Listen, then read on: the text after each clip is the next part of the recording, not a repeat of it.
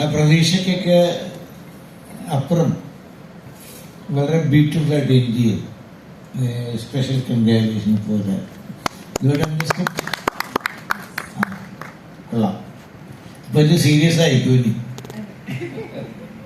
നന്നായിട്ട്. Camera is good, zone editing is good, music is good. Who is the heroine? Rosmi Shaji. വരൂ.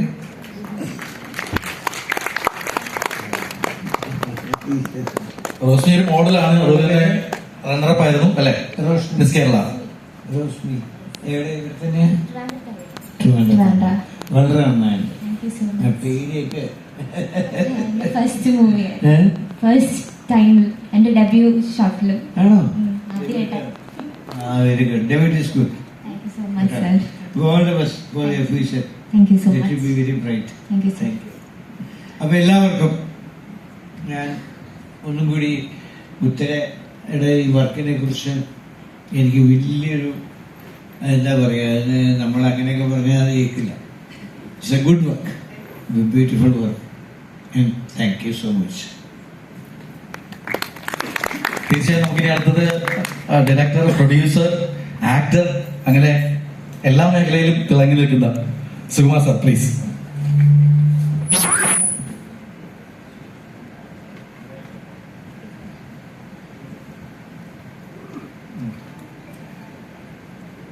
ഇത്ര നല്ല പ്രമേയം, well crafted. Kudos team. Thank you sir. പിന്നെ പറയാമല്ലോ, കൂടുതൽ പറയുന്നില്ല. നിങ്ങൾ നന്നായിരുന്നു, വെരി ഗുഡ്. എല്ലാം കൊണ്ടും fantastic. Thank you so much.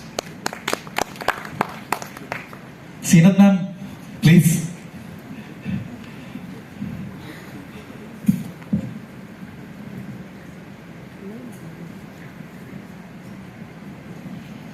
ഒന്നും പറയാനില്ല.